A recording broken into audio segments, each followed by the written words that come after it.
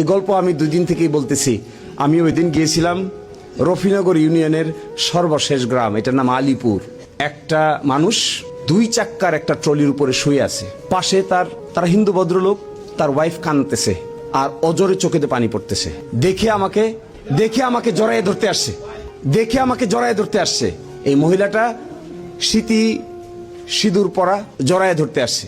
তার হাজবেন্ড ট্রলির উপরে শুয়ে আছে, বাম পাটা ভাঁজ করে আছে, আমাকে জড়াইয়ে ধরে আর ইমোশনালি কান্নাকাটি করতেছে। তা আমি জিজ্ঞাসা করলাম, কি হয়েছে আপনার? বলে, স্যার, আমার স্বামীর পাটা কাটে ফেলার জন্য সরকার বলছে, ডাক্তার বলছে, কিন্তু পাটা কাটার জন্য অপারেশন করতে যে কয় টাকা লাগে এই কয় টাকা আমার নাই। এমনকি আলীপুর গ্রাম থেকে আমি যে সিলেট যাব, সিলেট পর্যন্ত যাওয়ারও আমার কোনো সামর্থ্য নাই।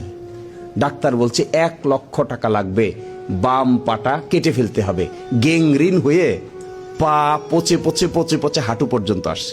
ডাক্তার সাহেব বলছে, যদি এখানে এখন না কাটো তাহলে এটা কোমরের দিকে অগ্রসর হবে, এখনই কাটতে হবে। কান্না শিশুর মতো অজরে কাঁদতেছে। ওই গ্রাম থেকে নেমে যখন পাশে গেলাম, তখন আমার কাছে মহিলাটা বায়না ধরছে, স্যার আমার ঘরটা দেখে যান। তো খুবই আবেগ আপ্লুত হয়ে ঘরটা দেখতে গেলাম। একটা আলীপুর গ্রামের একটা আটির কোনার ভিতরে একটা ঘর। ঘরটা এতই ছোট যে নুইয়া হয়েও ঘরের ভিতরে ঢোকা যাচ্ছে। ঢুকলাম কোন রকম, খাটের উপরে বসলাম, মাথায় টিন লেগে থাকে। 2টা সন্তান, মাটা ডেকচিটা এরকম নাড়াচাড়া করতেছে, চাল নাই। তা আমি জিজ্ঞেস করলাম, এরকম করছেন কেন? কয়, স্যার, ডেকচি নাড়াচাড়া করতেছি বাচ্চারা যেন বুঝে যে আমি কিছুক্ষণ পরে ভাত রান্না করব, আসলে তো চাল নাই। তো মহিলাটাকে বেরোয় না, এরকম করে জড়ায় ধরে রাখছে, বের করতে পারি না।